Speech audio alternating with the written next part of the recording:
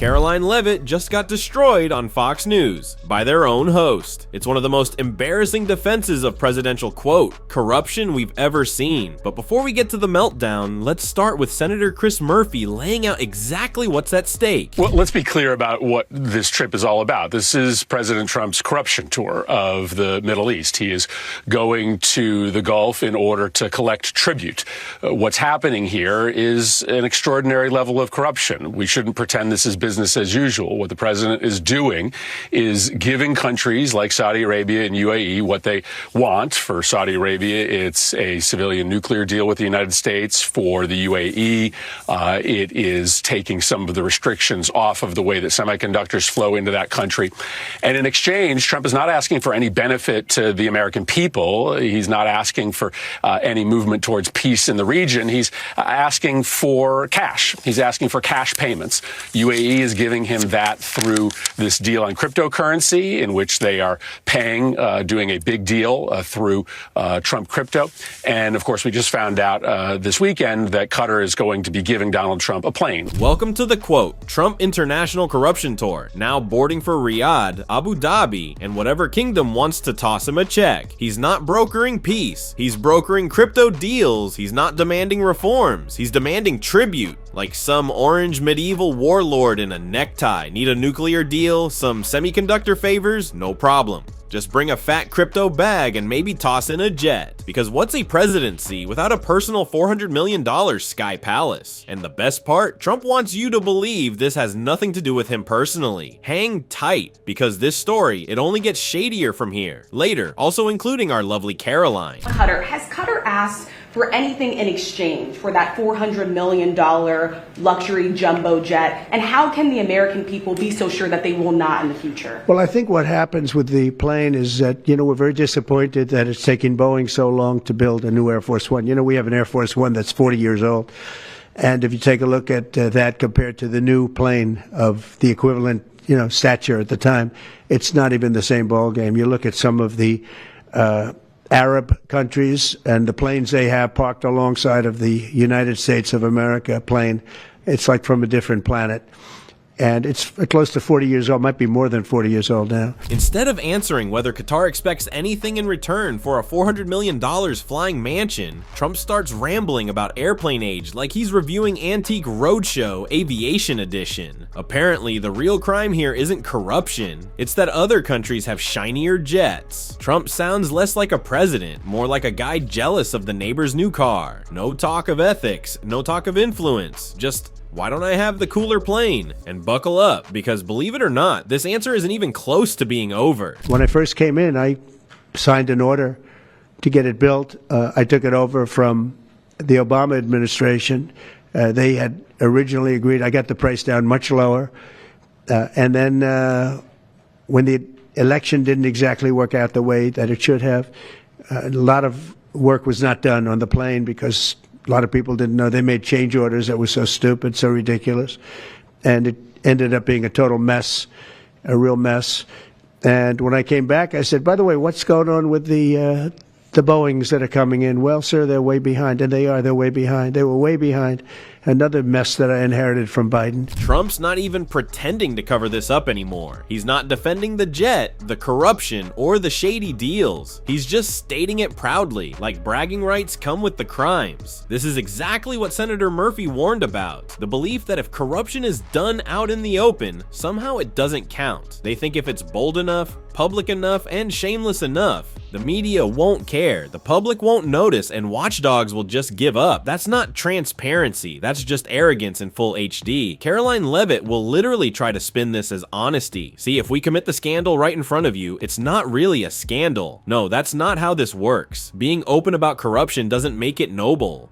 It makes it worse. And the Trump team, they're daring us to stop them. They're laughing at accountability. They're daring the press, the public, and even their own party to call them out. Well, somebody finally did, and surprisingly, it came from inside the MAGA media machine. Take a look at how Fox News cornered Karoline Leavitt, and trust me, she did not see it coming. Clarify that Qatar is giving us a new Air Force One as a personal gift to President Trump. Are they gifting it to the country? What could you tell us about this luxury liner that looks like a hotel in the air?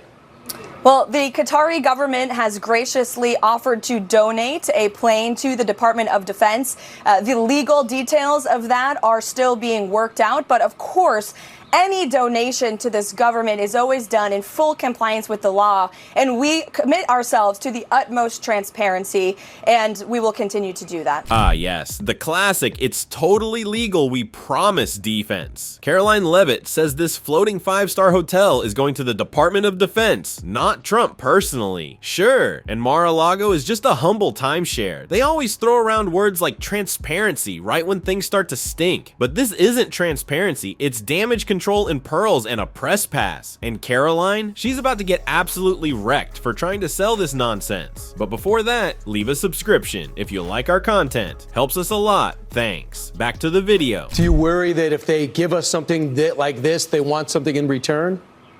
Absolutely not, because they know President Trump and they know he only works with the interests of the American public in mind. When even Brian Kilmeade, full-time Trump cheerleader, is raising his eyebrows, you know it's bad. He's practically begging her, are we seriously pretending there's no strings attached? And Karoline, she responds with a straight face that Trump only acts in the public's interest. Right. And I'm the king of Qatar. Let's be clear, this is not just a gift. This plane needs to be refitted, secured, and souped up to serve as Air Force One. That takes time, that takes taxpayer money. And guess who's footing the bill to get it ready? We are. You really think Trump won't spend his whole second term making sure this flying palace is prepped and polished to become his retirement toy? And all that legal transparency Karoline keeps promising. Reviewed by Pam Bondi, the same person who lobbied for Qatar. This is not oversight. This is a loyalty club. It's all nonsense. It doesn't hold up, and it's unraveling fast, especially with what's happening inside the DOJ. Just watch. Jamie Raskin is about to lay it all out in the next clip. The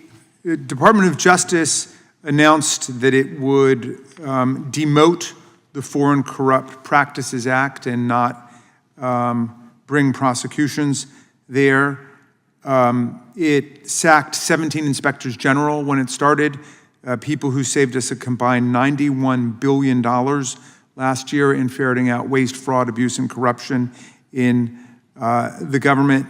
It pulled the plug on the corruption prosecution of Mayor Adams in New York after Mayor Adams agreed to engage in a political alliance with Donald Trump, which then prompted the resignation ultimately of 6 or 7 attorneys, including the U.S. Attorney for the Southern District, Danielle Sassoon, who was a conservative Federalist Society lawyer and a Republican.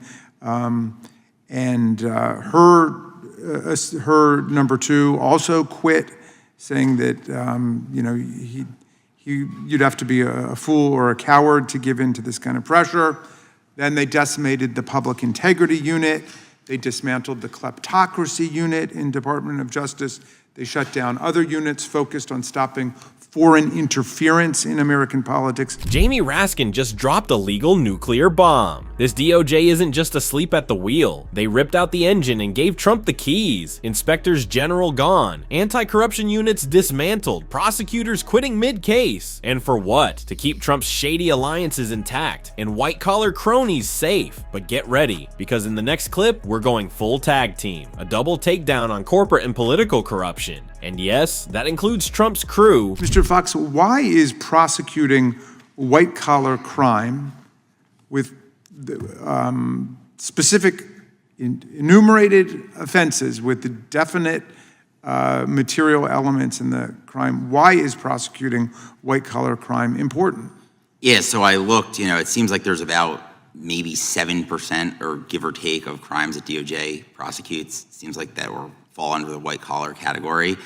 I think, there's a lot of the work that the federal government prosecutes are things that far exceed the doctrine of enumerated powers, or things that the federal government has absolutely zero business getting involved in.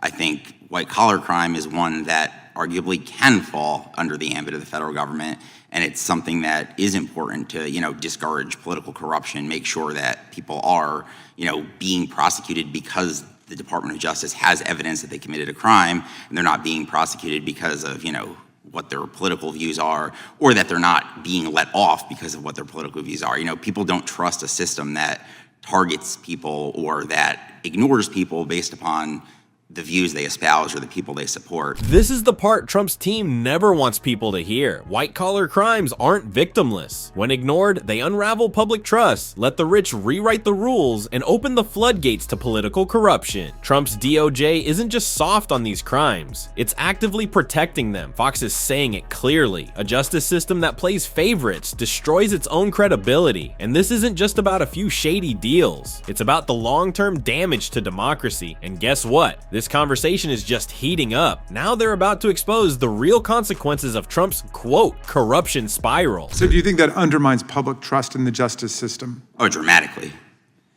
It sends out the message that we have this two-track system, one for people who engage in kind of the run-of-the-mill state law crimes like assault or theft or robbery, and then one for white-collar criminals in the government or in corporations or in politics who are able to get away with it if they know the president or they know the right person. Yeah, I think that's right. And also goes back to the question Ranking Member McBath asked, which is, about are they going to target people who they know will fight back versus won't or won't have the resources to? So I think, that's all very related there. Yeah. Have you studied the whole question of whether there is systematic inclusion of a mens rea requirement, so we're not putting people in jail for most regulatory offenses?